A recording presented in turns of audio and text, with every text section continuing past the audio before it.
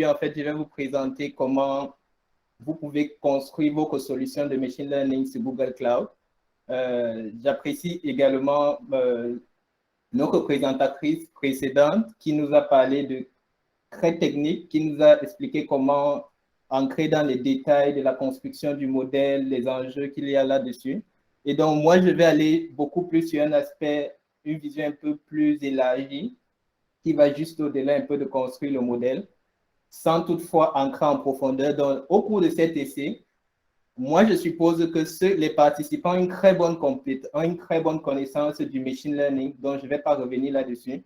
Par contre, je vais vous présenter les solutions d'infrastructure qui vous permettent, sur Google Cloud, qui vont vous permettre de construire vos solutions de machine learning. Donc, au cours de cette présentation, on va savoir, je vais essayer de vous fournir une définition de ce que j'entends par une solution de machine learning.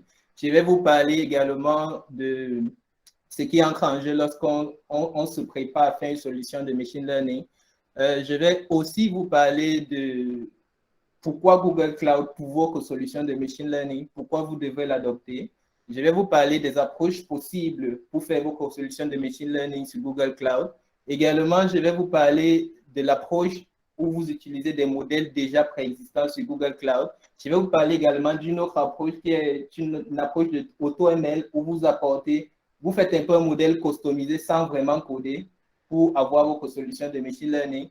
Et pour terminer, je vais vous parler d'une approche où vous avez le full stack de votre solution de machine learning. Vous faites quelque chose de très custom à vous. Et après, on va faire un petit récap et on va voir le way forward, ce qu'il vous faut faire pour aller de l'avant dans ce sujet. Donc, moi, qu'est-ce que j'entends par solution de machine learning? Par solution de machine learning, en fait, j'entends toute solution qui débloque les capacités, qui débloque les capacités du machine learning. Le machine learning, comme nous le connaissons, est un outil qui permet d'automatiser, qui rend les solutions intelligentes, en fait. Donc, une solution de machine learning, c'est une solution qui intègre des fonctionnalités de machine learning à quelques endroits que ce soit. C'est-à-dire soit pour améliorer le produit, soit pour créer un produit totalement existant. Donc, chez Google, en fait, quasiment tous les produits sont AI empowered. Donc, c'est-à-dire, il y a du machine learning, de l'intelligence artificielle à quelque part dans les produits. On va utiliser le machine learning pour améliorer le listing des résultats de recherche que vous allez faire. On va vous donner les meilleurs résultats probables au-dessus. Ça, c'est du machine learning. Lorsque vous tapez une query dans la fameuse barre de recherche Google, en fait, ça vous donne les meilleurs résultats. Et cela a été entraîné par des modèles de machine learning qui vous donnent ces meilleurs résultats. Donc, également, sur Google Search, vous pouvez faire une recherche en utilisant le speech. Il y a de la reconnaissance vocale, il y a une traduction de cette reconnaissance-là en texte, une recherche qui se fait derrière. Il y a des capacités. En fait, il y a une recherche qui se fait derrière et un résultat qui vous est donné. Et vous pouvez aussi utiliser le Stream Reader pour que ces résultats vous soient relus, pour que vous percevez les audios de ça. Sur toute la chaîne, il y a du machine learning qui est fortement engagé avec des milliers de modèles aussi qui sont en jeu. Donc, si je prends aussi une autre solution comme Gmail, je ne vais pas naviguer toutes ces solutions-là. Je prends une deuxième solution. Avec Gmail, désormais, vous avez le Smart Reply. Vous avez un produit qui existait déjà qui permettait d'envoyer et de recevoir les emails. Il n'y avait pas du machine learning. Comment est-ce qu'on améliore cette solution-là aujourd'hui? On dit, OK, pour des messages reçus, on propose des potentielles solutions parce que on propose des potentielles solutions et ces potentielles solutions, on dit avec un produit comme on appelle le Smart Reply. Donc, dans ce Smart Reply-là, en fait, Gmail vous propose désormais des options pour répondre automatiquement. Qu'est-ce que ça vous apporte? Ça vous permet de taper moins de texte, d'avoir des réponses très rapides. Il y a de l'engagement, en fait, dans vos emails et vous êtes dynamique pour votre interlocuteur. Donc, et il y a aussi la classification, les spams. Comment est-ce qu'on sait que c'est un spam? Parce qu'il y a une solution de machine learning derrière. Donc, voici une démo d'une solution de machine learning qui est un produit que j'utilise quotidiennement et je suppose que vous aussi. probablement, lorsque vous vous retrouvez dans une situation où vous êtes dans un milieu où vous ne comprenez pas la langue, vous sortez votre Google Translate ou bien votre Google Lens et vous avez la traduction d'un panneau de signalisation ou bien, et c'est disponible en plusieurs langues. Donc, j'imagine que ça, c'est une solution. En fait, ça, c'est une solution de machine learning. On va repérer le texte sur le panneau, on va revenir à la traduction de ce texte en votre langue de choix, totalement sur toute la chaîne, on a une solution de machine learning. Donc, et le machine learning ne s'utilise pas uniquement pour des produits custom, en fait, pour des end users, ça s'utilise aussi pour des produits typiquement d'entreprise, des produits qui sont vraiment très back-end. Par exemple, Google utilise le machine learning dans ses data centers pour optimiser les mécanismes de cooling. Donc, dans les data centers chez Google, désormais, c'est 40% en moins des data centers. En implémentant des modèles de machine learning, en fait, on arrive à économiser 40% d'énergie, en fait. Et ça, c'est un gros bénéfice pour l'entreprise, quoi. Et aussi pour la planète, c'est très écolo et tout ça. Donc qu'est-ce que ça prend donc en fait pour avoir une solution de machine learning? Pour avoir une solution de machine learning, il y a beaucoup de choses qui entrent en jeu. Déjà, il faut définir le cas d'usage, il faut définir l'intérêt pour votre entreprise, il faut définir l'intérêt en fait pour vos clients. Une fois que vous avez défini le besoin, et ça passe, c'est donc le besoin, en fait, la définition des besoins. Vous allez faire une exploration des données. Si vous avez déjà des sources de données, vous allez faire une exploration des données pour voir si les données nécessaires pour vos solutions de machine learning sont disponibles. Si elles ne sont pas disponibles, vous devez mettre des mécanismes sur pied pour collecter ces données. Et donc, à l'issue de cela, en fait, vous allez faire une étude de faisabilité pour savoir si est-ce que vraiment ce problème, je peux le résoudre, j'ai toute la donnée nécessaire ou bien est-ce que je peux avoir la donnée nécessaire pour résoudre ce problème. Vous allez donc évoluer et aller dans la sélection à l'étape croix. Vous allez évoluer et aller dans la sélection des algorithmes. L'étape croix, j'espère que vous voyez ma souris. Donc, vous allez évoluer et aller dans la sélection de l'algorithme. Vous allez explorer plusieurs options. Par exemple, on a vu dans notre essai précédent qu'avec Bell, en fait, elle a présenté plusieurs modèles, quoi. Vous allez essayer plusieurs algorithmes sur vos jeux de données et en faire une sélection du meilleur. En fait, le meilleur, celui qui a un meilleur accuracy et tout ça. Et donc, vous allez aussi ça va un peu évoluer, vous allez construire votre modèle, vous allez évaluer le modèle et vous allez présenter les résultats. On a vu toute cette phase, donc quasiment du croix au 7 dans l'essai précédent. Ça, ce sont des phases du machine learning. Et vous allez, au cours du processus, il y a des itérations, vous revenez, vous changez les features, vous prenez des features plus appropriées, vous comparez les résultats et tout ça. Et donc, maintenant, vous passez au déploiement. Au déploiement, en fait, vous allez mettre votre solution en ligne. Vous allez pouvoir l'appeler, parce qu'une fois que vous avez votre modèle, maintenant, il faut pouvoir l'appeler depuis une application de code et pouvoir faire la prédiction en elle-même. Par exemple, au cours de l'essai précédent, on a fait un modèle pour les hôpitaux. Maintenant, vous voulez que depuis le système qui gère l'hôpital, vous puissiez appeler ce modèle-là pour qu'il fasse des prédictions en temps réel. C'est là maintenant que vous allez passer au déploiement. Et maintenant, quand votre modèle est en production, vous avez déjà mesuré l'accuracy sur le jeu de test pour valider que c'est bien et tout ça. Maintenant, vous allez mesurer l'accuracy sur des données en live qui n'ont même pas fait partie de votre sample initial.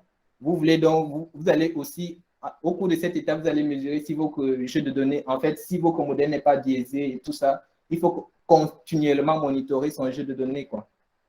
Donc, où est-ce que Google Cloud entre en jeu lorsqu'il est question de construire une solution de machine learning? Google Cloud a une offre globale et elle a une fondation solide, c'est-à-dire Google Cloud, c'est plus que du machine learning. Elle vous offre des solutions de compute, elle vous offre une plateforme de network, elle vous offre le meilleur réseau entre tous ces data centers et un réseau planétaire en fait. Et elle a des offres de compute très larges et diversifiées. Et donc, Google Cloud aussi vous permettra de vous focaliser sur vos besoins elle fait du serverless, c'est-à-dire la gestion de l'infrastructure, vous la déléguez à Google et vous vous focalisez sur ce qui vous apporte de la valeur. Ce qui vous apporte de la valeur, ce qui fait votre différence, c'est le code. C'est la construction de votre modèle spécifique. Vous ne vous souciez plus en fait de la plateforme. Est-ce que le serveur est allumé? Est-ce qu'il faut éteindre les serveurs? Tout ça, vous ne vous souciez pas de cet aspect-là.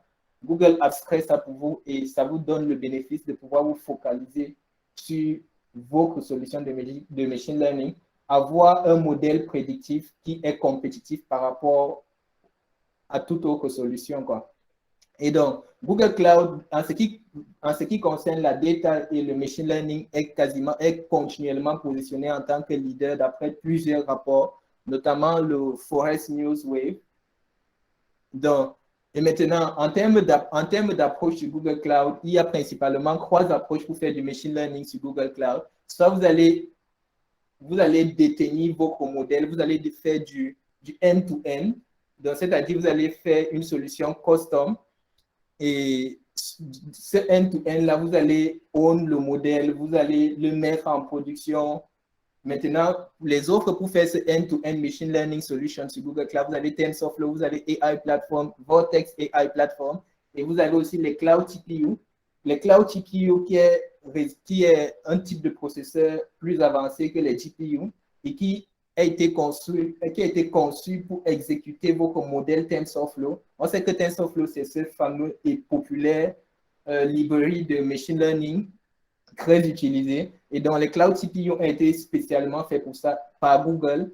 Et vous avez ça sur Google Cloud pour exécuter vos modèles de TensorFlow. Donc, entre les custom modèles et les modèles pre-trained qui existent déjà sur Google Cloud, vous avez le Cloud AutoML. Avec la solution de Cloud AutoML, en fait, c'est un modèle, c'est un semi-modèle où vous apportez des données pour le customiser et le faire pour en faire une solution finale, en fait. Et donc, vous pouvez utiliser du AutoML ou bien vous pouvez utiliser des modèles préexistants déjà qui ont été construits par Google. Google a pris du temps à fit le modèle à fit les algorithmes avec les données et a obtenu des modèles hyper performants. Notamment, on a le Vision API et ces modèles vous sont exposés par des API. Donc, on a de Vision API, on a de Speech API, on a de Translate API. Le Translate API va notamment vous faire, vous allez donner un texte dans une langue et il va vous le ressortir dans la langue que vous voulez. Et maintenant, vous avez le Dialogue API. Vous pouvez chatter, c'est un chatbot. Vous pouvez faire des bots avec le Dialogue API. Vous avez le Natural Language API qui va déterminer à peu près le contenu d'un texte non structuré. Donc, vous avez le Video API qui va déterminer les objets dans une vidéo. Et bref. Et donc, en allant maintenant un peu plus en profondeur pour les pre-trained modèles, donc, faire une solution de machine learning sur Google on n'a pas besoin d'être, c'est pas obligé que ce soit difficile. Donc, pour faire une solution de machine learning sur Google, vous pouvez aller utiliser l'un de ces modèles-ci et vous n'aurez même pas besoin de penser du machine learning. Vous allez juste appeler l'API de l'un de ces modèles-ci pour résoudre votre problème. Et donc, par exemple, disons que vous voulez intégrer le Dialogflow ou bien Google Translate dans l'une de vos applications. Donc, le Dialogflow, c'est techniquement ça. Vous allez créer votre interface UI. Vous allez avoir une application là qui permet de faire une réservation dans un restaurant. Maintenant, vous pouvez avoir votre application. À chaque fois que l'utilisateur va taper, en fait, quelle est la disponibilité dans votre restaurant. Maintenant, vous appelez l'API de Dialogflow pour avoir des retours et tout ça. C'est connecté à votre système. Vous avez typiquement une architecture. Vous avez, en fait, ici, ça vous offre la possibilité de faire un chatbot sur votre site web. Et vous avez une architecture typique qui est à peu près comme celle-ci. Donc, ici, à peu près, c'est votre front-end. Là, donc, vous avez votre client là, qui est un mobile. Il va faire une requête à votre front-end. Votre front-end va passer, votre front-end tournant sur App Engine. App Engine, c'est un stateless qui vous permet, c'est une plateforme à service où vous déposez juste votre code et Google sera sûr qu'il marche toujours. Donc, votre seul souci là-bas, c'est de coder et de le déposer là. Donc, maintenant, le front-end va passer la requête maintenant à votre back-end. Votre back-end qui, en retour, va appeler l'API de Dialogflow en lui passant le texte qui a été tapé par votre utilisateur et le Dialogflow va lui trouver une réponse appropriée, en fait. Et le Dialogflow va aussi pouvoir extraire les informations nécessaires dans ce texte-là, c'est-à-dire que la personne a dit, je veux faire une réservation pour 15 heures. Le Dialogflow va donc retourner un objet à votre back-end pour lui dire, OK, cet utilisateur, tel identifiant, vous faites une réservation pour 15 heures. Vous pouvez la stocker dans la base de données. Vous pouvez appeler une API externe du restaurant. Si vous êtes une plateforme d'agrégation des restaurants, vous pouvez faire un appel maintenant de l'API du restaurant spécifique là pour faire la réservation, pour confirmer la réservation. Et donc, vous avez pour ainsi dire à la fin une solution de machine learning. Si on prend dans un cas simple comme pour le translate, voici à peu près une fonction que vous allez mettre ici au niveau de votre back-end. Au niveau de votre back-end, vous aurez ceci. Vous allez importer la SDK de Translate. Vous allez l'appeler. Vous allez lui dire, OK, pour le texte en anglais, traduis-le en français, par exemple, par défaut. Et il va vous traduire ça en français, quoi. Donc, vous avez là déjà, en fait, vous allez pouvoir, avec ça, en fait, vous arrivez à faire une solution de machine learning sans avoir à entraîner un modèle ou bien à faire quoi que ce soit purement machine learning, mais vous arrivez à la fin à construire une solution intelligente pour vos utilisateurs. Et donc, maintenant, comment faire une solution de machine learning AutoML? Pour une solution de machine learning AutoML, il y a des étapes très spécifiques. Vous apportez votre jeu de données.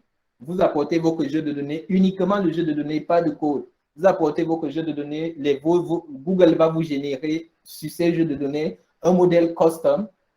Et ce modèle custom-là, vous pouvez l'héberger et commencer à l'appeler très directement. Donc, un AutoML, c'est quoi? Vous apportez les jeux de données, Google va faire le training, il va déployer et il sera prêt à l'utilisation, à être servi à travers une API. Donc, que vous pouvez appeler cette API de la même façon que ça va obéir à peu près à un schéma d'architecture comme ceci. Donc, vous pouvez appeler ça depuis un backend de la même façon, en fait. Donc, un exemple d'AutoML, il y a donc des AutoML que vous pouvez faire sur des données structurées et non structurées.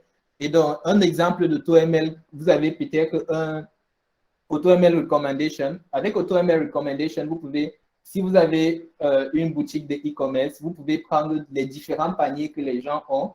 Par exemple, il y a quelqu'un qui a payé un panier où il a payé les bonbons, les biscuits, il a payé beaucoup de choses ensemble. Vous prenez les différents paniers les choses que les gens ont payées ensemble, plusieurs paniers différents. Par exemple, ça, c'est le panier ID. Ça, c'est un feature, c'est le produit 1, produit 2 et tout ça.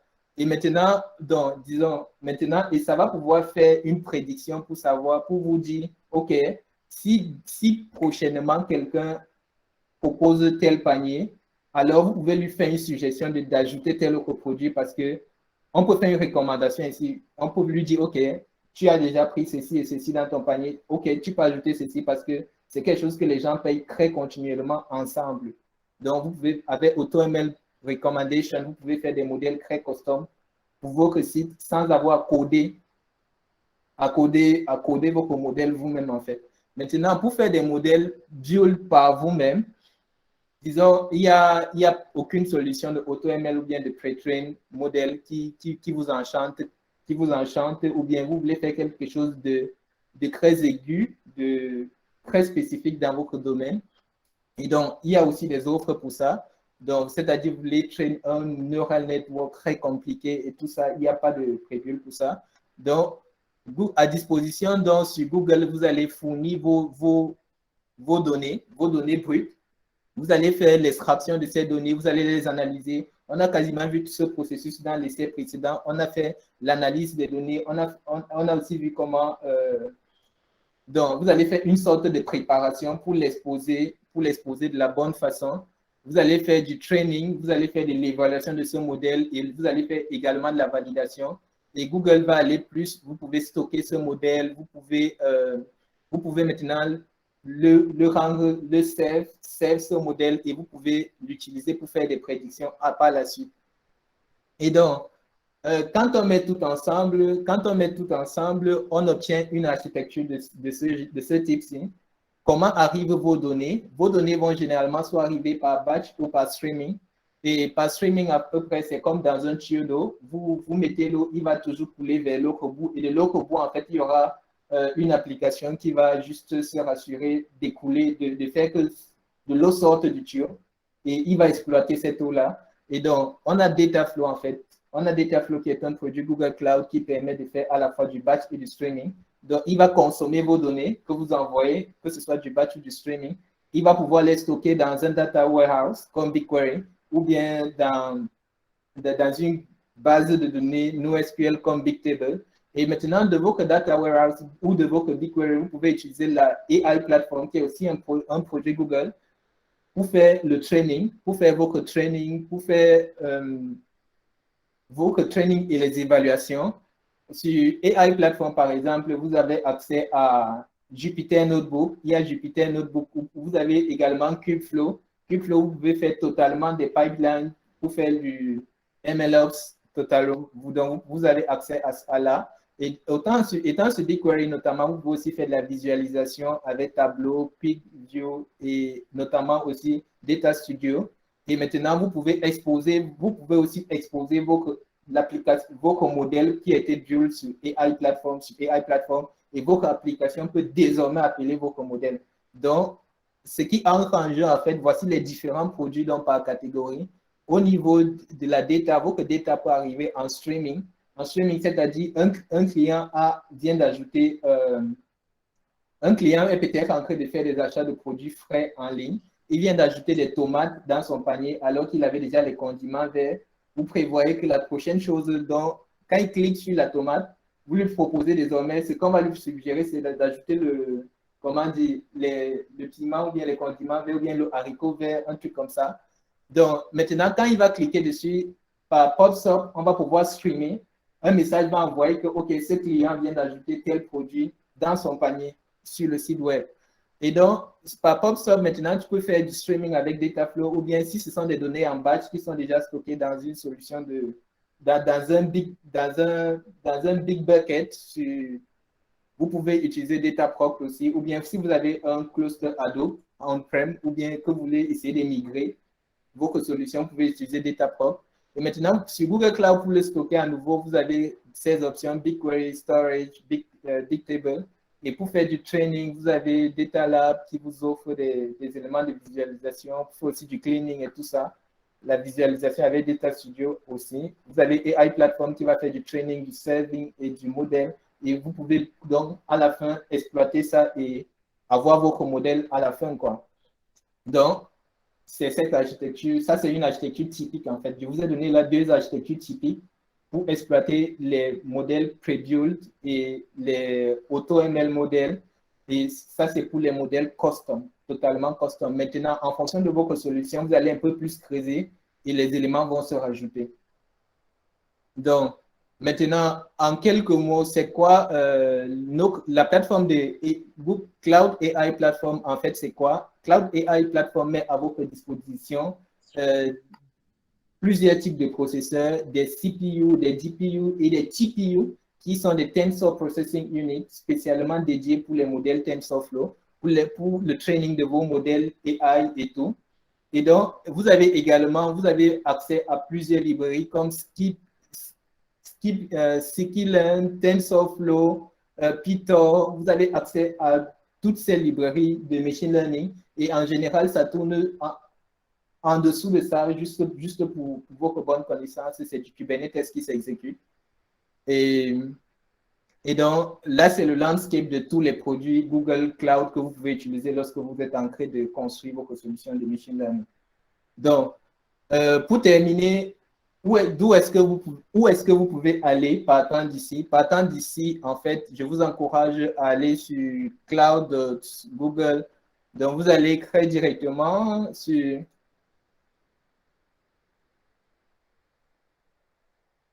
Donc, je vous encourage aujourd'hui même à aller sur cloud.google.com. Sur google.com, vous allez créer, je vous encourage à y aller et à créer vos creux et à commencer à utiliser Google Cloud, quoi. Donc, par exemple, lorsque vous souscrivez sur Google Cloud, vous avez accès à ce portail-ci. Et sur ce portail-ci, vous avez la liste des produits de ce côté, ou bien vous pouvez utiliser la barre de recherche. Et si vous voulez voir vos produits, il y a des solutions de...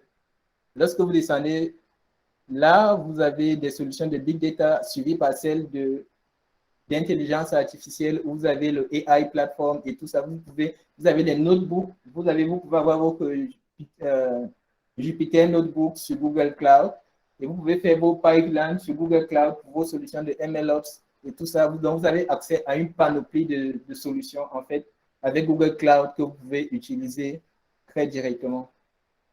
Et donc, je vous encourage dès aujourd'hui à y aller sur Google Cloud et à commencer à faire vos propres solutions et à créer des produits que vous publiez en ligne, vous parlez de ces solutions. Ce sera très intéressant. Vous drainez un peu de l'attention sur vos solutions. Ce sera magnifique. Et si vous voulez aller plus loin, je vous encourage à aller vous certifier Google Cloud, allez vous certifier. Google offre des panoplies de certification pour vous rendre spécialiste dans ces domaines-là. Les solutions, par exemple, il y a le Certified Cloud Engineer de Google, vous associez Cloud Engineer de Google, vous avez le Cloud Architect, le Data Engineer et le Machine Learning Engineer de Google. Donc, je tiens à vous remercier pour votre bonne écoute et je suis réceptif à vos questions. Avant de terminer, avant qu'on y aille aux questions, là, ce sont mes contacts, williamdeco@gmail.com. Si vous avez toute question, laissez-moi un email ou bien vous partez sur mon Twitter ou sur mon LinkedIn @wdeco. Et donc, juste pour clôturer ce talk, comme je le disais au début, je suis un Camerounais comme vous. J'ai fait totalement mes études au Cameroun et j'ai été recruté chez Google quand je travaillais encore. Bon, c'était en Afrique, j'ai travaillé au Rwanda à l'époque, mais j'ai été recruté chez Google depuis le Rwanda, quoi.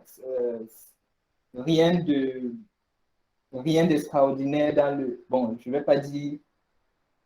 Du moins, Google recrute un peu de partout et donc et notamment mon équipe actuellement est en pleine croissance. Si vous avez des compétences cloud, vous avez des compétences cloud ou bien de machine learning ou bien du data engineering, je vous encourage à me laisser un email pour qu'on en parle, pour que je vous parle de mon équipe, notamment si cela pourrait vous intéresser, quoi. Donc, merci, je suis réceptif à vos questions. Et donc, je vois là une question dans le chat. Google Code Lab, notamment, oui, Google Code Lab, c'est une solution qui tourne sur Google Cloud et ça a été spécialement conçu par l'équipe Google Research, en fait, pour vous permettre d'exécuter.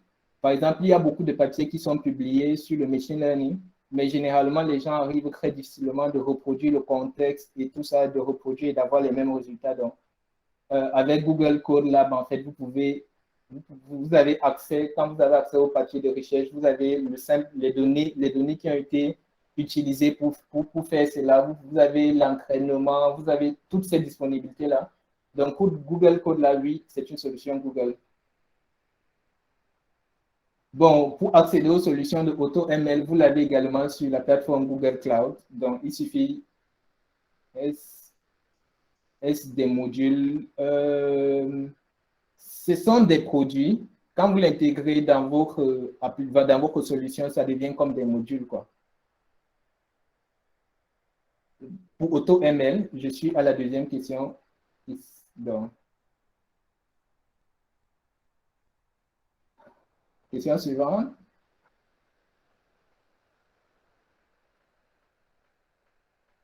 Autre question.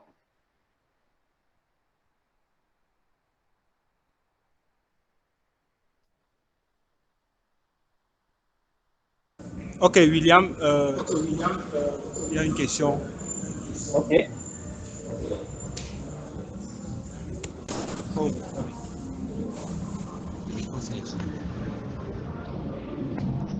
Bon, bonjour, monsieur William. Et William. Je vais vous poser une question par rapport à l'utilisation de Google Cloud dans une meilleure gestion des données. Oui.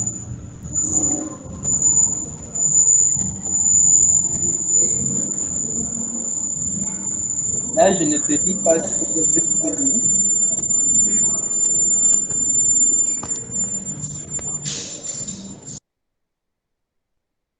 Et donc, relativement à la gratuité, lorsque vous créez un compte sur Google Cloud, il vous est offert $300,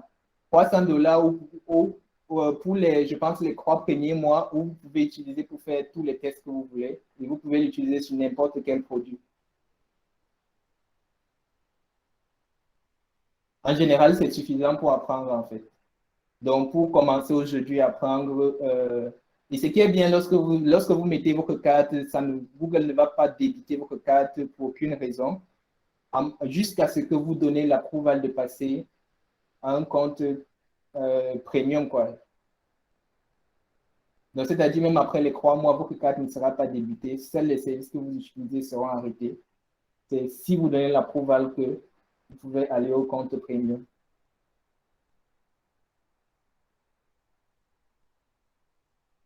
Autre question? Si vous avez des questions sur tous les aspects, bon, du moins sur le top, c'est bien prenant. Sur des questions relatives à comment rejoindre Google, ça aussi, je suis preneur. Oui. Oui, Christian? Oui, bonjour. Bonjour, Christian.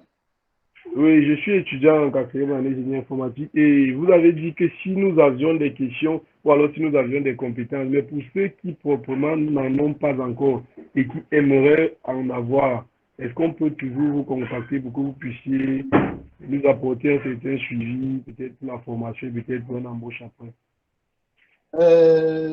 Déjà, je ne parle pas au nom de Google, première des choses. Deuxième des choses, je ne vous garantis pas une embauche. Je vous donne des conseils qui peuvent vous être utiles. Donc, des conseils tenant de ma propre expérience, en fait. Donc, bon, aujourd'hui, comment est-ce que vous montez en compétence? Pour monter en compétence, comme je l'ai dit, vous vous inscrivez sur cloud.google.com. Vous créez un compte, vous inscrivez, vous commencez à build vos solutions. Vous partez à l'étape supérieure, vous allez sur cloud.google.com/certification. Vous passez, il y a des options de certification pour des débutants, pour ceux qui sont un peu plus avancés. Si vous n'avez pas d'expérience, je vous encourage à aller passer la certification Associate Cloud Engineer. Ça, c'est très idéal pour un début. Si vous avez déjà un peu d'expérience, il y a Cloud Architect, Data Engineer. Je vous encourage d'aller pour ces deux-là, pour l'un de ces deux ou bien les deux. Et plus tard, vous pouvez aller pour le Machine Learning Engineer. D'accord, merci beaucoup. Et oui, je peux répondre. Si vous avez des questions, je peux les répondre volontiers si vous m'écrivez. Bon, maintenant, je ne dis pas que je vais répondre du type ou pas quand vous allez m'écrire, mais je dis que je vais les répondre. D'accord, merci beaucoup.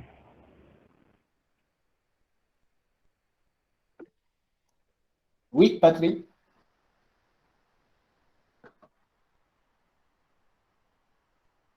Patrick?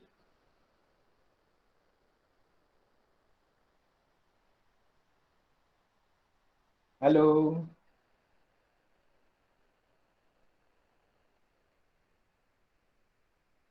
Autre question? Sinon, Allô?